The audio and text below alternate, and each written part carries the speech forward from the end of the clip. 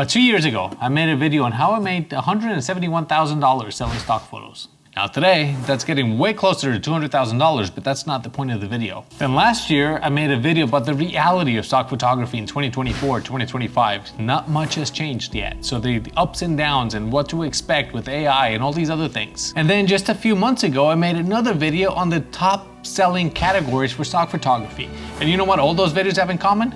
They're my most watched videos here on YouTube. Now, if you ever wondered how photographers make money online, it's actually fairly simple. You take your photos, you process them, you tag them, keywords, titles, descriptions, and then you upload them to stock agencies. They sell them for you, you get a commission. Simple. Now, I've made a lot of mistakes since I started in 2010, and I'm gonna try to help you and show you how to get started so you can avoid some of those mistakes that I made. How's that? My name is Charles Wollertz, this is Wollertz Photography, and here we talk about all things photography, usually with a little bit of stock photography in mind, because I think it's a great way to learn and practice. And you can make some money while you're at it. Okay, first of all, let's break it down. What is stock photography? Stock photography are huge banks of images that we have in different websites like Shutterstock, Getty, Adobe Stock, which by the way, those two are merging soon. There's a whole bunch of different stock agencies. Hiring somebody for their time to go and make a photo is gonna be a few $100. If you buy the photo online, it might cost you a few dollars. But if that photo is online, you can sell it thousands of times. That's the whole idea with stock photographies. Have banks of images where buyers can go pick the one that fits their project and download it. So then you get a commission from that sale. Now, one of the biggest differences, when I work with a client, I charge a few $100 for the session. When I work with stock, it's a lot less. But when I work with stock, the photos live on the internet in that photo collection, and whenever somebody downloads it, I get a commission. That photo could sell thousands of times and generate a lot more than a one-to-one session with a client. Now, why do people buy these images? Now remember, if you're gonna use a photo commercially, you need to have the rights for the photo. Most of the people using stock images are using them in a commercial manner, whether it's editorial images for a magazine, where they're giving out news, something relevant to what's happening today, whether it's somebody trying to sell a product or a concept or an idea, they're using it in a commercial manner. So you need the permission from the author. So when we upload images to stock agencies, they sell the rights to use that image. That's what we get paid a commission. So there are people that need high quality images, which is why they go to these stock banks to buy the images instead of taking one with their cell phone. Yes, you can generate some with AI, but you still need the rights to that image. And some of these creators don't give you that, especially if you want to sell it commercially. So now, unless you pay for it, well, it's a whole nother thing. The thing is that people using these images are professional buyers, they're editors, they're writers, they're magazine covers. I have a lot of photos in magazines, and that's because they're commercial quality images that somebody can purchase at a fraction of the cost. Now, what type of photos sell best? Now, if you remember at the beginning of the video, I mentioned that I made a video talking about the best selling stock categories, and the top sellers were concepts, lifestyles, and food and drink. Simple. I mean, you don't even think about these things. Food and drink. Why would anybody buy food and drink pictures? I sell a ton of those. Drinks have been my best sellers for years, and they still sell every day. Photos that I did 10 years ago. Now, there's one more thing. It's not just about what photo you take a picture of, it's about when you take that picture. If you need a little bit more help with that, go to my website, wollertzphotography.com, scroll all the way to the bottom and put your email there. You can opt in or out of the newsletter. I would opt in. There's always new information every month. And, yeah, quick plug there. And you can download the guide for free. Now, it's over 20 monthly ideas of what you can shoot and when for stock photography. Every time I make a photo shoot using that guide, I sell photos, so I know it works. And I'm also using that guide here for the monthly photography competitions that we do on the channel. So if you want to join, it's free to join. Every month, the first Sunday of the month, we're going to be giving incredible prizes, and you have a chance to make more photos for stock.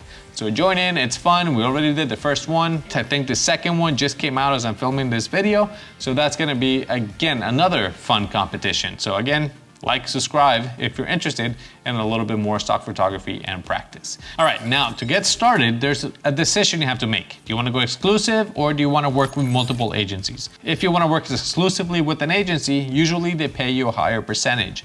If you don't, which I've never been exclusive, I work with 9 agencies, then you can upload the same photos to different agencies and receive income from different places. I recommend that, but it's up to you how much time you have and how much time you want to dedicate into this. If you don't have that much time, being exclusive could be beneficial. Now, once you decide this, then you can open your account. So far, my best performing agencies are Adobe Stock, Shutterstock, Getty, and I'm gonna throw in Alamy in there. Now, Shutterstock and Getty are about to merge. I don't know what's gonna happen with that, so until we know more, I can't tell you yes or no, do it or not. I would just do it and then wait and see what happens. But they are gonna be merging at some point, and we just don't know how that's gonna affect those two agencies. They might combine, they might keep it separate, I don't know. But those 3/4 are some of the best agencies at the moment in my experience. Once you have your account, you're gonna have to submit your ID, your tax ID number. This is a business. They're gonna be asking all the requirements, the legal papers that you need, because you're gonna be getting a 1099 or whatever tax document that you're gonna need in whatever country you're watching me from. So this is a legit business and you can make a lot of money, which is why you have to provide all this information. Once you have an account, some agencies, I don't know if they're still doing it or not, but they require you to upload 10 photos to see if you pass their inspection. If those photos pass, now you're welcome as a contributor. If they don't pass, they tell you why, and this is key. Now you can learn from those mistakes, correct the photos, and try again. So this is the best way to learn, because you're getting feedback from a computer, not a person. So there's nothing to be embarrassed about. You just keep uploading until you do it. It took me 6 months trying weekly to get accepted into Shutterstock. Every week I was uploading photos and they said, no, you're terrible. I never gave up. 6 months later, I finally got accepted as a Shutterstock contributor. It's fine. That's how we learn. That's how we evolve. So if I could do it, anybody can, trust me. So once you submit those photos and you get accepted as a contributor, now you're open. You can take images, process them, edit them with titles, keywords, descriptions. I like to do that either in Adobe Lightroom, or lately I've been using Stalker Studio, which I'll put a link down below, which helps you using AI to do all this tedious work. And then you upload the photos to the agency. They're all gonna have an upload portal. And once you do that, then they go in, you can select categories and submit the images. When you submit the images to the agencies, it's gonna be a day or a week, or in some cases a month, before they can review the images. It totally depends on the subject and which agency you're uploading to. This is fine, just keep uploading. When they review the images, they're gonna tell you what they accepted and what they didn't. Once the photo is accepted, it's up for sale. Anybody can buy it. But just keep uploading. That's the biggest mistake a lot of people make. They upload a batch and now they wait, and they wait, and they wait. And if you keep waiting until those photos get accepted, you might be waiting a month or two. That whole time you're waiting, just keep uploading, keep doing more photos. Don't worry about it, just do the best you can and continue to upload.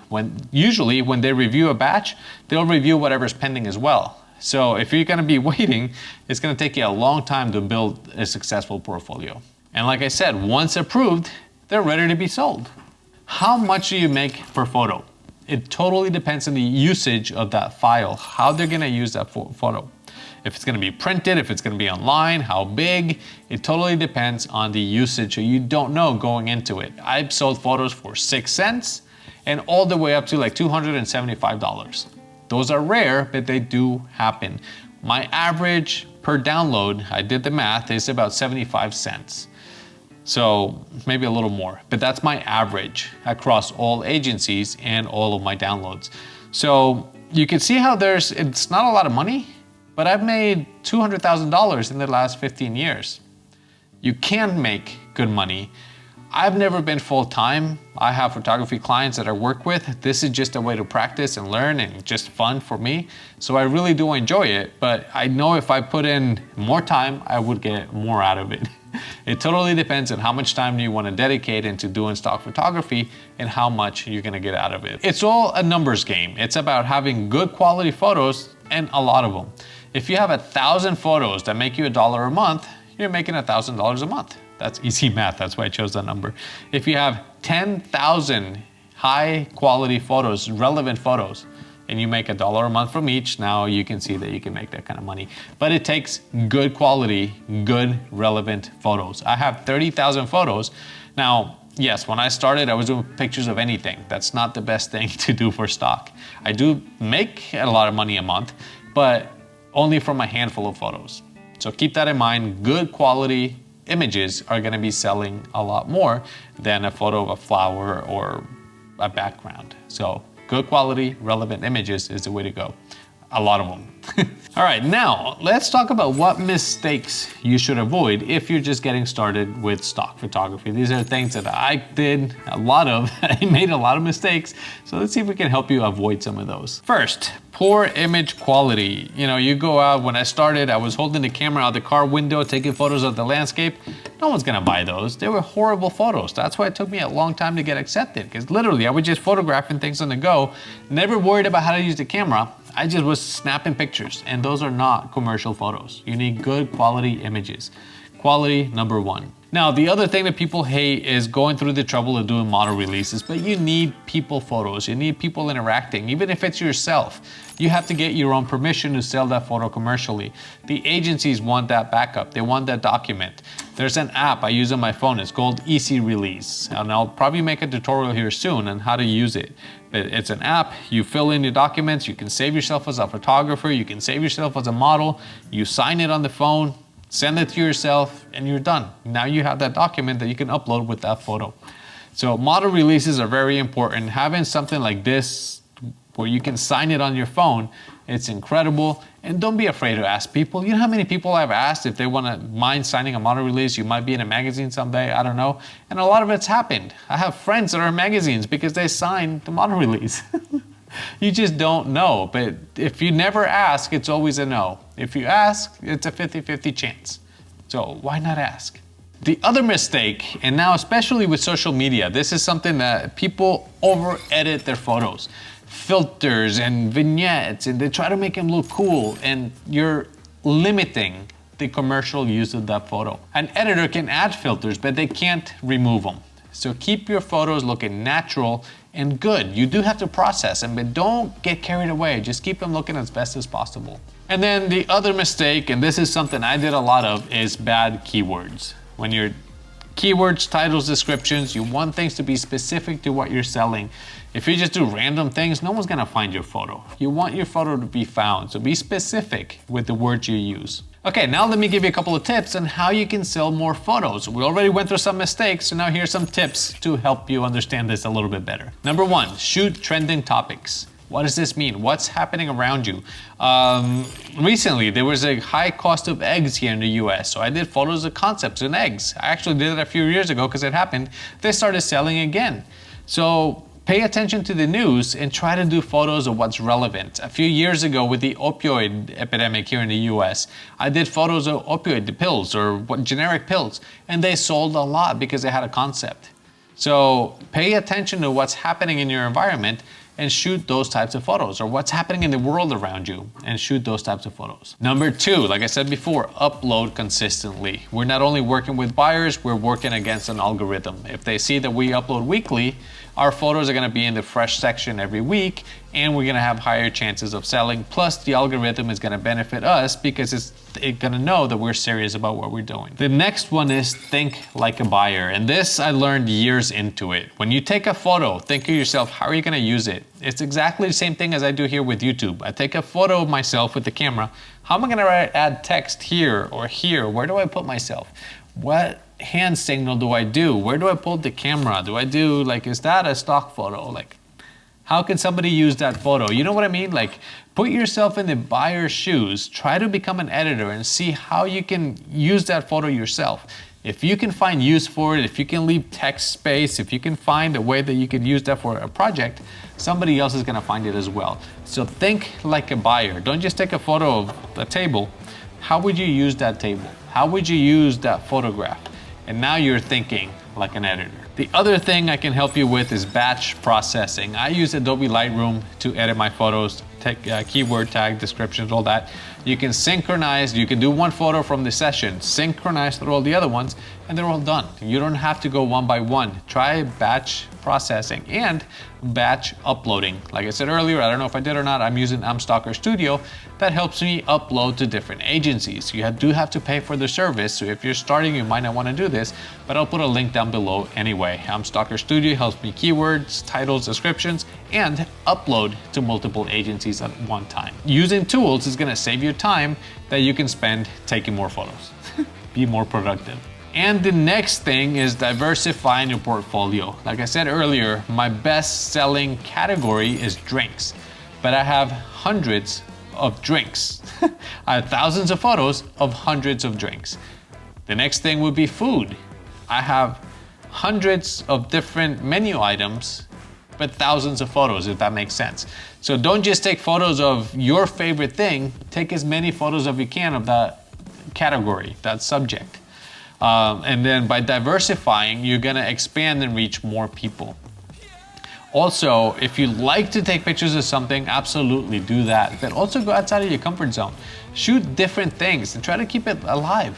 Use stock photography to learn and to practice, and then upload those photos and see what happens. Selling stock photos is not that complicated. It just takes time and patience and a little bit of effort up front. I recommend it to everybody for multiple reasons. Not only you can make a little bit of passive income, but you can learn a lot more about photography and get experience, which is the most valuable thing out there. So I recommend it. If you want to learn more about stock photography, I have a ton of videos here on the channel. I'm actually going to put a playlist right there. Thank you very much for watching. Don't forget to like and subscribe, and I'll see you guys in the next video. Bye.